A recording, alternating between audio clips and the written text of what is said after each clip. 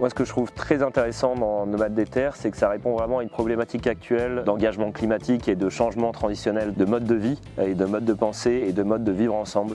Et l'idée de ramener les gens vers le nomadisme tel qu'il a pu être à certaines époques, très communautaire, très horizontal dans la gestion et dans l'ouverture d'esprit, grâce à la roulotte, grâce au partage avec les chevaux, le partage du territoire. C'est là où Nomades des Terres est pour moi pertinent. Donc nous, ce qu'on veut offrir, c'est de permettre ces évolutions pour changer un peu de posture, pour changer de pratique de vie et aller vers des modes de vie plus sobres, plus résilients. Ça va être une vraie expérience humaine, c'est vraiment ce dont on a besoin pour créer l'avenir.